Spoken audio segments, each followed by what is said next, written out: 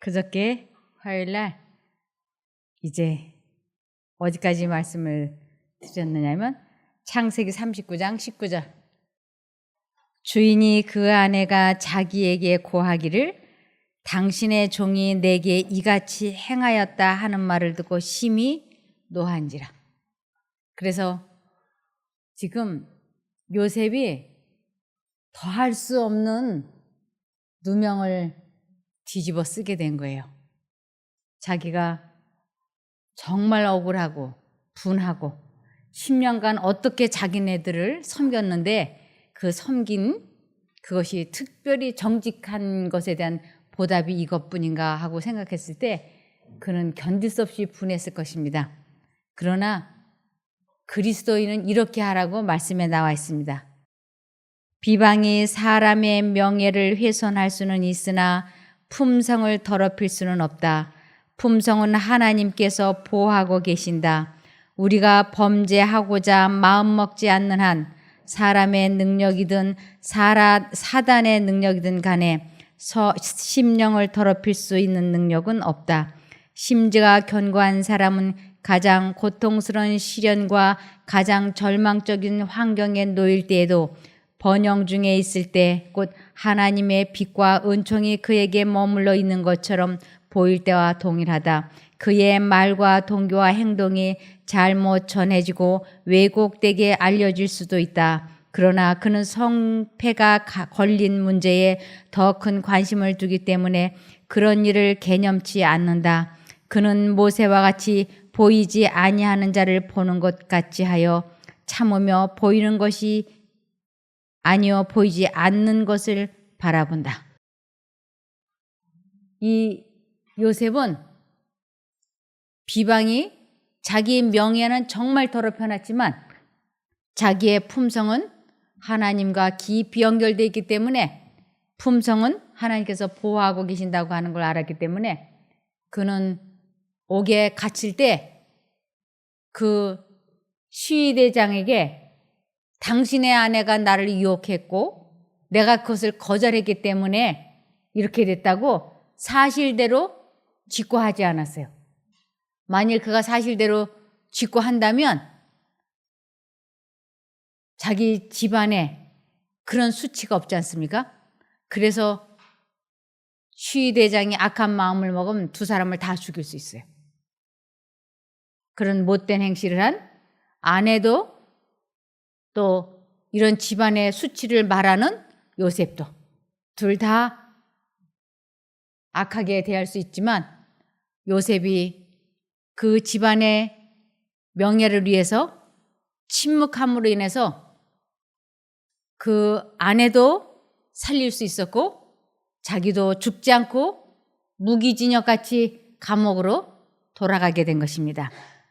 그래서 이 세상에서 가장 위대한 사람은 어떤 사람이냐면 잠언 16장 32절 노하기를 더디하는 자는 용사보다 낫고 자기의 마음을 다스리는 자는 성을 빼앗는 자보다 나으니라. 노하기를 더디한다고 하는 것은 이 감정 조절을 잘하는 것이 사람에게 있어서 최고의 훌륭한 일이라고 하는 것입니다. 그리스도인은 그를 욕하는 자들에게 격분하거나 욕할 감정을 갖지 않을 것이다. 거짓을 옹호하기 위하여 밑으로부터 오는 한 세력에 의하여 행동하는 자들을 만날 때라도 그리스도의 안에서 그는 역시 조용하고 침착함을 유지할 것이다. 내가 억울하고 분하고 속상하고 화가 날 때 이 감정을 침착하고 차분하게 다스리는 것이 얼마나 위대한 일인지 몰라요. 우리들이 감정이 격발되지 않으려면 에레미야 4장 14절 예루살렘아 내 마음의 악을 씻어버리라. 그리하면 구원을 얻으리라. 내 악한 생각이 내 속에 얼마나 오래 머물겠느냐. 요셉이 그 보디발의 시위대장의 아내의 그 행실을 생각하면 분해서 참을 수가 없지 않겠어요? 아주 그 여자에 대해서 악평을 말하고 싶고 자기가 얼마나 억울한지 그런데 그 여자의 자기를 긴 날 여러 날 자기를 유혹하고 그랬던 것이 머릿속에 빙빙빙빙빙 돌아가지 않겠어요? 그래서 그 생각을 마음속에 오래 머물게 하면 요셉이 암에 걸릴 거예요. 어딘가 병이 날 거예요. 그런데 요셉은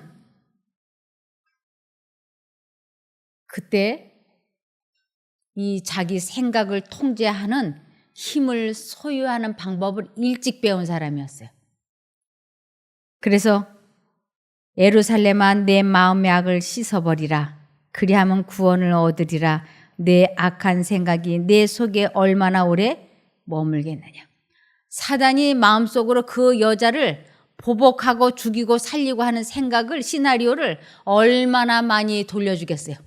이렇게도 돌리고 저렇게도 돌리고 사단이 계속 그런데 요셉은 아주 단호하게 그 생각을 자기 마음속에 머물러 있지 못하도록 그 마음을 지키기 위하여 끊임없이 그는 쉬지 않고 기도했던 것입니다. 그래서 시편 107편 10절부터 보시면 사람이 흑암과 죽음의 그늘에서 살며 쇠사슬에 매여 고통하는 죄수처럼 되었으니 이 세상 모든 사람들이 다 흑암과 죽음의 그늘에서 살며 그렇게 됐어요. 흑암과 죽음의 그늘, 사단이 넣어주는 생각이 우리들을 다 죽음으로 몰고 가는 것입니다. 한 사람도 예외 없이. 그래서 쇠사슬에 매여 고통하는 죄수처럼 되었다고. 안 그런 사람이 있습니까? 우리들 마음속에 누군가가 끊임없이 돌아가고 있잖아요. 사람이 사람을 생각하면 불행해져요. 그런데 우리는 계속 사람을 생각하잖아요. 이 사람도 생각하고 저 사람도 생각하고 그 생각하는 사람이 감사하고 고마워서 생각하는가? 대부분이 우리 마음속에 떠오르는 사람들은 증오와 미움과 질투와 후회와 죄책감 이러한 악한 생각들이 머릿속을 계속 빙빙빙빙 돌리고 있지 않습니까? 그래서 그러한 고통에 매여 고통하는데 11절에 그들이 하나님의 말씀을 거역하며 가장 높으신 분의 가르침을 거절하였습니다.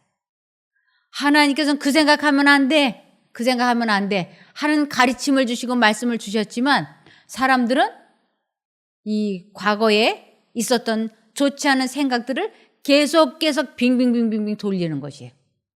그래서 이 과거에 좋지 않았던 생각 아니면 음탕한 생각, 호색적인 상상을 머릿속에 계속 한다든지 오지도 않는 미래의 일을 계속 생각하는 것을 하나님께서는 미친 마음을 품었다라고 그래. 그래서 너나 나나 할 것 없이 사람은 다 마찬가지라고. 그래서 이 세상에 의인은 없다고 하는 것이에요. 왜냐하면 사단이 그러한 생각을 머릿속에 빙빙 돌릴 때 거기에서 어떻게 빠져나오는지를 배우지 못했기 때문에 그 죽음과 사망의 쇠사슬에 매여서 죽어가고 있기 때문에 사람들은 다 미친 마음 속에서 절망 속에서 죽어가고 있는 것입니다. 그것을 하나님의 말씀을 거역하며 가장 높으신 분의 가르침을 거절한 것이라고 말씀을 하시는 것이에요. 그러면서 12절에 그러므로 그가 고된 노동으로 그들의 길을 꺾어버렸으니 그들이 엎드러져도 도와주는 자가 없었다. 사람들이 자기가 잘못 선택한 인생으로 기가 꺾인 것이에요. 그래서 어느 날 내가 왜 이렇게 되었지? 왜 내가 이렇게 된 거야? 하고 보면 사단이 넣어주는 생각에 기가 꺾여가지고 병이 들고 가난하게 되고 사고가 나고 중독에 사로잡히게 되고 그러는 것이죠.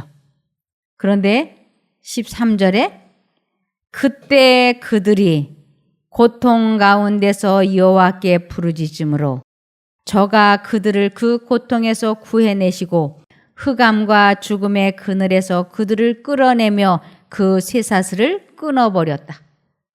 이 머릿속에 그 악한 생각이 돌고 도를 때 하나님, 저 이 생각을 받아들이지 않겠습니다.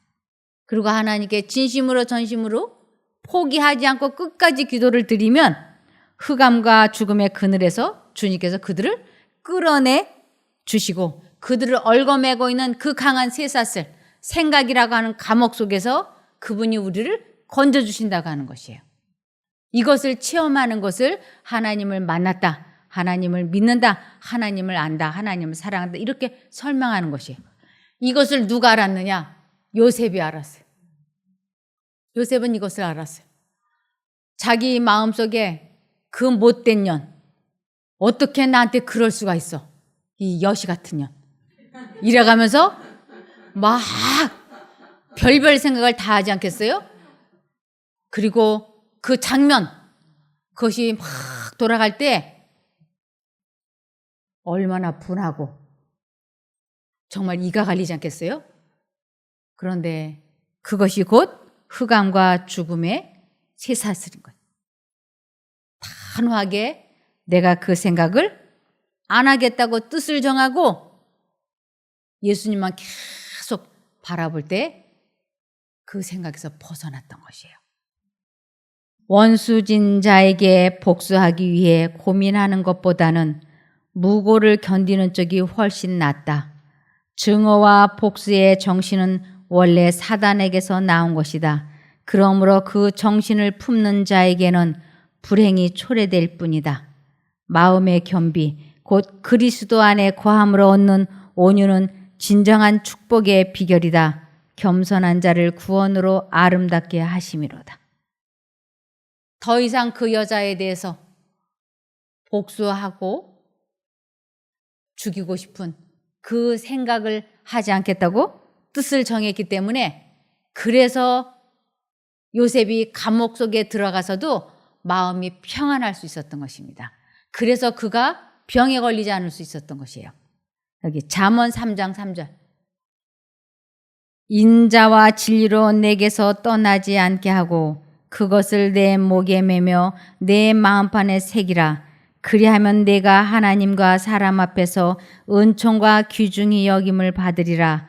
너는 마음을 다하여 여호와를 의뢰하고 내 명철을 의지하지 말라. 너는 범사의 그를 인정하라. 그리하면 내 길을 지도하시리라. 스스로 지혜롭게 여기지 말지어다. 여호와를 경외하며 악을 떠날지어다. 요셉은 절대로 잡념, 그 악한 생각을 받아들이지 않겠다고 결심을 하고 계속 마음을 다하고 뜻을 다하고 힘을 다하여 하나님을 부르기 시작했어요. 그래서 여호와를 경외하며 악을 떠나는 체험을 그가 했던 것입니다. 이 사람의 마음은 어떤 생각을 계속 하느냐에 따라서 길들여진다고 되어 있어요. 음란한 생각을 계속 하게 되면 음란한 사람으로 길들여지고, 예수님의 생각을 계속하게 되면 예수님의 품성으로 길들여지고, 그래서 이 마음은 어떠한 생각을 하느냐에 따라서 그 사람의 인격, 품격이 형성된다고 하는 것입니다. 어떤 생각을 반복해서 하면 그것이 습관이 되고, 그것이 품성이 되고, 그것이 그 사람의 운명을 꼴지어 준다고 하는 것입니다. 마음은 명상하도록 훈련을 받은 주제에 점차로 순응한다. 그것이 마음의 법칙이다. 만일 마음이 평범한 것들만으로 차 있다면 마음은 위축되고 약하게 될 것이다. 한 번도 어려운 문제와 씨름해 보지 못한 마음은 얼마 후에는 성장의 능력을 거의 잃어버리고 말 것이다. 교육하는 능력으로 말하면 성경을 당할 것이 없다. 하나님의 말씀 가운데서 사람들의 마음은 가장 깊은 생각과 가장 높은 포부에 대한 주제를 찾을 수 있다. 성경은 인간이 소유한 가장 교훈적인 역사서이다. 이 성경을 읽고 그것을 생애에 적용해 본다면 그보다 더 좋은 교과서가 없다고 하는 것입니다. 제 남편과 제가 한 20년에 걸쳐서 한 가정을 도와준 적이 있어요. 20년에 걸쳐서 아주 꾸준히 도와줬어요. 여러 모양으로. 그런데 그 도움을 다 받고 여기를 떠나서 하는 말은 아주 악평이었어요. 제가 그 말을 이렇게 들었을 때 어안이 벙벙했어요. 아니, 어떻게 이럴 수가 있지? 그래서 제가 그 말한 사람에게 어떻게 이럴 수가 있느냐 하고 물어보고 싶었어요. 그리고 그 말을 들은 사람들에게 내가 사실을 이야기해 주고 싶었어요. 내가 어떤 방식으로 그 긴 세월 어떻게 도와줬었는지를, 그 집이 우리의 도움을 받지 않았으면 어떻게 될 뻔한 것을 도와줬는지를 쭉 설명해 주고 싶었어요. 아주 이 속이 참을 수가 없는 거예요. 그런데 제가 요셉의 이것을 쭉 읽으면서 요셉이 당한 그 불명예에 비하면 내 거는 아무것도 아니구나. 그러면서 좋지 않은 비방이 내 명예는 훼손할 수 있어도 내 품성은 하나님이 보호하실 것이라고 하는 생각을 하면서 내가 그를 위해서 기도해야 되겠다. 하나님께서 그 사람을 사단의 종노릇을 하고 있는 그 사람을 회개시키셔서 하나님께로 돌아오게 해주십시오. 사단에게 원수를 갚아주십시오.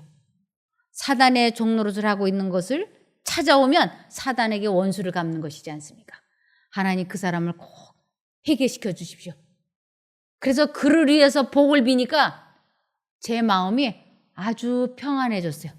그리고 다른 사람들에게 그 사람이 이렇게 처신을 하면 안 되는데 이렇게 처신했다고 비방하고 싶었던 그 모든 고비고비가 아주 깨끗이 사라졌어요. 그래서 성경은 인간이 소유한 가장 교훈적인 역사서라고 하는 거. 제가 이 요셉을 읽으면서 그 사람에 비하면 내 거는 아무것도 아니야. 괜찮아. 그래서 지금은 아주 아무렇지도 않고 제가 그 사람을 다시 만나도 웃으면서 악수할 수 있게 됐어요. 처음에 그 소식을 들었을 때는 분해서 1년, 2년도 아니고 20년이나 도와줬는데 어떻게 나한테 우리에게 이런 말을 할 수가 있어.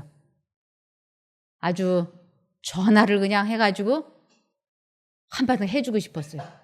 그런데 성경은 가장 교훈적인 역사서라고 하는 것을 또 한 번 제가 경험하게 되었습니다.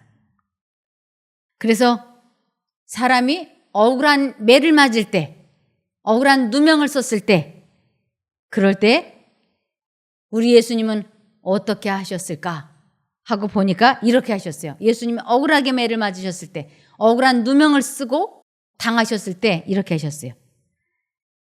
요한복음 18장 20절. 예수께서 그에게 대답하셨다. 내가 세상에 명백히 말하였다. 나는 언제나 모든 유대인들이 모이는 회당과 성전에서 가르쳤고 아무것도 은밀하게 말하지 않았는데 너는 어찌 내게 묻느냐? 내가 그들에게 무엇을 말하였는지 들은 자들에게 물어보라. 그들은 내가 한 말을 알고 있다. 예수님이 자꾸 비밀리에 억울한 것을 사람들에게 비밀리에 뭘 가르친 걸로 지금 질문을 받을 때 주님께서는 나는 비밀리에 하지 않았다 하고 정당하게 말씀을 하셨어요. 그랬는데 옆에 있던 사람이 22절에 예수께서 이렇게 말씀하시자 곁에 서 있던 하인들 중 하나가 예수님을 때리며 말하기를 내가 대제사장에게 이렇게 대답하느냐 하니 예수께서 그에게 대답하셨다. 내가 잘못 말하였다면 그 잘못에 대하여 증언하여라. 그러나 옳다면 어찌하여 내가 나를 때리느냐.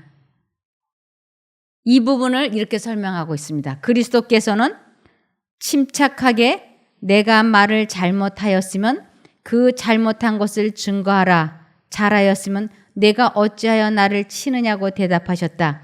그분은 보복에 불타는 말씀을 하지 않으셨다.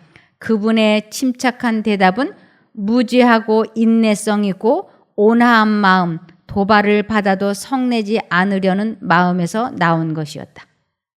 예수님은 이런 분이셨어요. 억울하게 매를 맞고 당해도 그분은 감정을 폭발하지 않으셨어요. 정당하게 말씀을 하실 때 인내성 있고 온화한 마음으로 말씀을 하셨던 것입니다. 근데 우리들은 억울한 일을 당하고 조그만 상대방이 나를 무시한다, 멸시한다 싶으면 참을 수 없어 하잖아요. 어떻게 나한테 이렇게 하느냐고. 근데 우리 주님께서는 인내성 있고 온화한 마음, 도발을 받아도 성내지 않으려는 마음에서 그렇게 정당하게 말씀을 하시는 것을 모본으로 보여주셨습니다. 그래서 우리들은 이 세상을 살아가면서 로마서 5장 4절에 인내는 연단은 소망을 이루는 줄 알미로다. 인내와 연단이 없이는 우리의 품성이 본성이 바뀌지 않아요.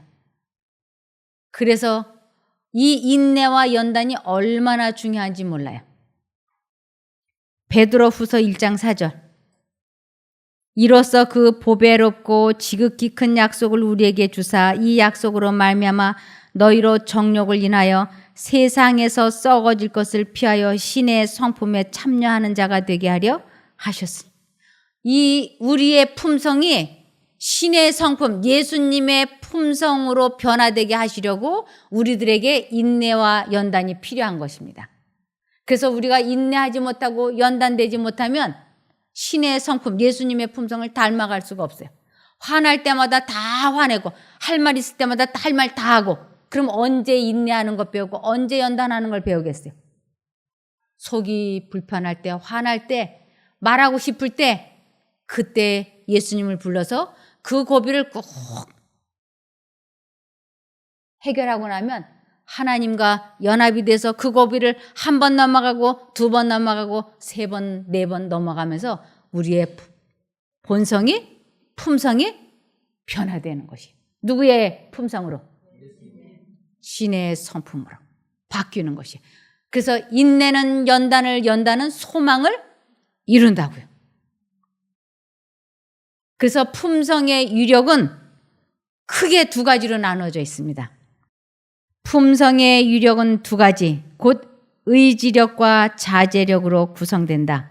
많은 청년들이 강하고 제어되지 않은 격정을 품성의 유력으로 오해하나 사실은 자신의 격정의 지배를 받는 자는 연약한 사람이다. 인간의 진정한 위대함과 고귀함은 그가 지배받는 감정의 힘에 의해서가 아니라 그가 지배하는 감정의 힘에 의해서 측량된다. 가장 강한 사람은 모욕에는 예민하나 격정을 억제하고 그의 원수를 용서하는 사람이다. 이러한 사람들이 진정한 영웅이다. 이 감정 조절을 얼마나 잘하느냐, 마음을 잘 다스리느냐, 이것이 그 사람의 인간 됨됨이가 신의 성품이냐 사단의 성품이냐로 나누어진다고 하는 것이에요. 악이 번성하여 보이는 것이 큰 시험거리가 됨. 요즘 미투로 인해서 아주 나라가 특별히 남자들이 능력 있는 남자들 오금 저릴 사람 많을 거예요. 남자들이 성추행, 성희롱, 성폭력 했는데 요새 그것이 여기서 불쑥 저기서 불쑥 튀어나와가지고 정말 잘 나가던 사람들이 뚝뚝 떨어지고 자살도 하고 그러잖아요. 사람이 나를 괴롭히고 상대방이 잘 되는 걸 보면 용서하기가 얼마나 어려운지, 그것이 불가능에 가까운 일이라고 하는 것을 미투 사건을 보면서 아는 것이. 미투로 자기 고백을 하는 사람들이 하는 말이 너를 부숴버리겠다는 것이. 나에게 그렇게 악한 행동을 하고 내가 잘 나가는 걸 보니까 안 되겠다. 너를 부숴버려야 되겠다. 요셉이 신실하고 정직하게 했기 때문에 자기가 감옥에 들어가 있고 그 여자는 아무 일 없었던 것처럼 잘 사는 걸 볼 때 얼마나 보복이 하고 싶을까요? 이 사람에게는 기가 막힐 PTSD, 기가 막힐 사건이잖아요. 그 여자를 생각만 하면 속이 뒤집어지는 일이잖아요. 그런데 악이 번성하여 보이는 것이 큰 시험거리가 되는데 요셉은 그의 신실하고 흠없는 인격 때문에 좋은 평판도 자유도 다 잃었다.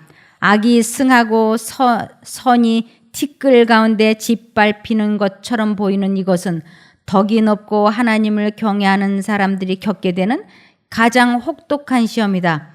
유혹자는 고상한 인격의 표본으로서 번영 가운데 살고 있는 반면에 요셉은 신의를 저버린 가장 배반적인 죄를 지은 사람으로 벌을 받고 있었다. 이 모든 시련에도 불구하고 요셉의 신앙은 그의 성품을 부드럽게 인간에 대한 그의 동정심을 강하고 따뜻하게 해주었다. 정당한 취급을 받지 못하면 언어와 행동이 심술궂고 편협하고 괴팍하게 변하는 사람들이 있다. 이런 사람들은 용기가 꺾여 증오심을 마음에 품고 다른 사람들을 미워한다. 그러나 요셉은 그리스도인이었다. 감옥 생활에 들어가자마자 곧 요셉은 밝은 그리스도인 생활 원칙을 능동적으로 실천하였다. 그는 자신을 다른 사람에게 쓸모있는 사람이 되게 하였다. 그는 같은 죄수들의 어려움에 동참하는 자가 되었다. 그는 그리스도인 신사였기 때문에 명랑쾌활하였다. 이러한 훈련을 통해서 하나님께서는 요셉이 책임이 크고 명예로운 주위, 유능한 사람이 앉아야 될 주위에 오르도록 그를 준비시키고 계셨다. 사람은 고난만큼 성장한다 그러잖아요. 얼마만큼이나 인내와 연단을 잘 견뎠느냐, 거기에 따라서 이 품성이 나타나는 것이. 그래서 전도서 7장 14절을 보시면 형통한 날에는 기뻐하고 곤고한 날에는 생각하라. 하나님이 이 두 가지를 병행하게 하사 사람으로 그 장래일을 능히 헤아려 알지 못하게 하셨느니라. 형통한 날에는 기뻐하고 일이 잘 풀어지고 할 때는 기뻐해라. 그러나 인생을 살다 보면 곤고한 날도 올 것이다.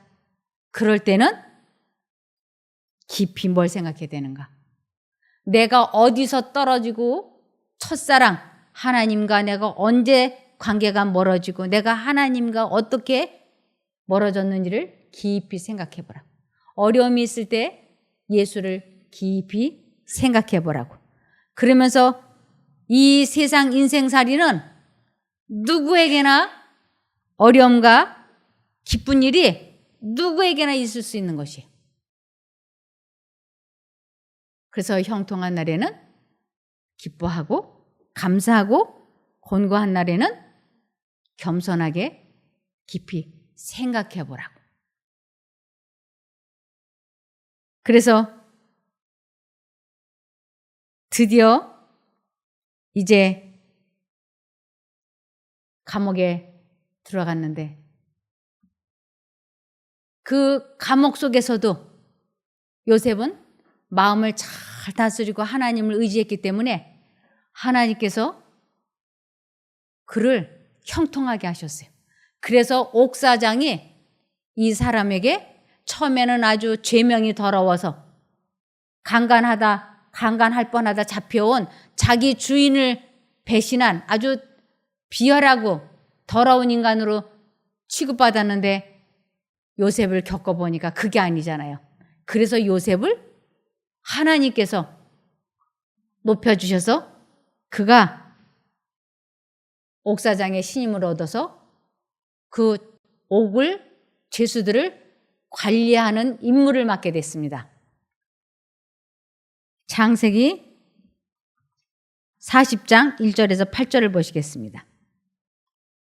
이제 옥에 들어간 지 얼마 되지 않았을 때 얘기입니다. 이런 일들이 있은 지 얼마 뒤에 이집트 왕에게 술잔을 올리는 시종장과 빵을 구워 올리는 시종장이 그들의 상전인 이집트 왕에게 잘못을 저지른 일이 있었다. 바로가 그 두 시종장, 곧 술잔을 올리는 시종장과 빵을 구워 올리는 시종장에게 노하여서 그들을 경호대장의 집안에 있는 감옥에 가두었는데 그것은 요셉이 갇힌 감옥이었다. 경호대장이 요셉을 시켜서 그 시종장들의 시중을 들게 하였으므로 요셉이 그들을 받들었다. 그들이 갇힌 지 얼마 뒤에 감옥에 갇힌 두 사람, 곧 이집트 왕에게 술잔을 올리는 시종장과 빵을 구워 올리는 시종장이 같은 날 밤에 꿈을 꾸었는데 꿈의 내용이 저마다 달랐다.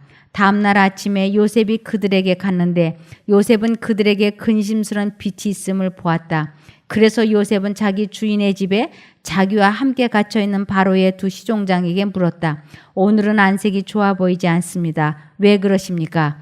그들이 그에게 대답하였다. 우리가 꿈을 꾸었는데 해몽할 사람이 없어서 그러네. 요셉이 그들에게 말하였다. 해몽은 하나님이 하시는 것이 아닙니까? 나에게 말씀하여 보시기 바랍니다. 시대장이 경호대장인데 그 사람 집에 들어오는 그 감옥에 들어오는 사람들은 나라의 최고위급들이 죄를 지었을 때 들어오는 감옥이에요. 그러니 그들을 이 요셉이 관리하는데 그들이 죄는 짓고 들어왔지만 그들이 가지고 있는 지식은 이 젊은이에게 고스란히 전수되는 것이에요.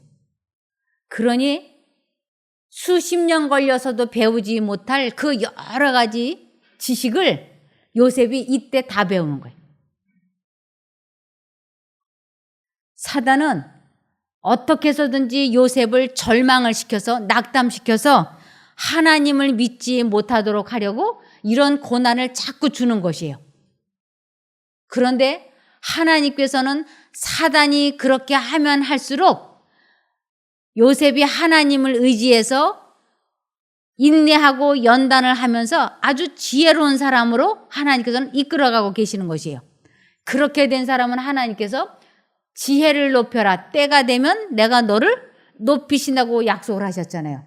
그래서 하나님께서는 요셉을 점점 쓸모있는 사람으로 이끌어가시고 사단은 어떻게 해서든지 낙담시키고 절망시켜서 쓸모없는 남자가 되게 하려고 하는데 요셉은 한 번, 두 번 장애물 경계에서 계속 지금 승승장구하고 있는 장면입니다. 사단은 요셉을 절망하고 낙담시켜서 하나님을 믿지 못하도록 하려고 하였다. 반대로 하나님은 요셉을 이러한 역경과 어려움에 있어서 많은 것을 잘 배우고 성장시키셔서 당신의 때에 요셉을 높이시려고 하였다. 역경이 요셉을 높은 지위에 오르도록 준비시킴. 암울한 감옥 속에서 요셉이 해낸 그 역이 마침내 그에게 성공과 영예를 가져다 주었다. 하나님의 계획은 그를 높은 지위에 오르도록 준비시키기 위하여 유혹과 역경과 고난의 경험을 얻게 하는 것이었다. 이제 이 요셉에게 이들이 꿈 이야기를 하는 것이에요. 내가 이렇게 꿈을 꾸었다. 그런데 하나님의 뜻대로 꿈을 해석하는 사람은 다니엘과 요셉이었어요. 근데 다니엘도 그 왕이 말할 때 뭐라고 얘기했냐면 하나님의 종 다니엘아 이렇게 불렀어요. 하나님의 종 다니엘아. 너와 함께 하시는 내 하나님이 너를 구원하시기에 능하셨느냐. 이렇게. 다니엘 하면 하나님이 생각나고 하나님 하면 다니엘이 생각났어요.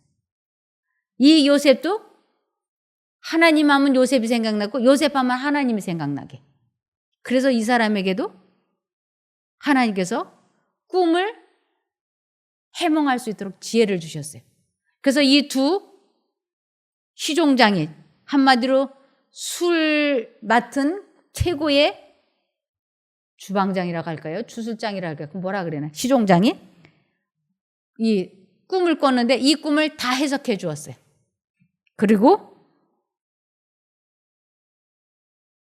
요셉이 간곡하게 설명을 했어요. 당신이 다시 그 자리로 돌아가거든. 나는 여기 들어올 만큼 나쁜 짓을 하지 않은 히브리 사람이다. 나를 꼭 왕에게 말을 해서 나를 좀 이 감옥에서 나갈 수 있게 나 좀 도와달라 하고 간곡하게 이야기했어요. 그래서 이제 어떻게 되나 보시겠습니다. 내일 모레. 기도하고 마칠까요? 하늘에 계신 저희들의 아버지 하나님, 저희들을 기가 막힐 감정에서 분노해서 건져주시고 보호해주시는 것 배울 수 있게 해주시니 감사드립니다. 하나님께서 매 순간마다 저희들에게 지혜를 주셔서 자신과의 싸움에서 승리하게 하여 주시옵소서. 악한 생각이 마음을 지배하지 못하게 막아주시고 마음의 평안과 기쁨으로 급속히 치료되어지는 것을 경험하게 하여 주시기를 예수님 이름으로 기도드리옵나이다. 아멘.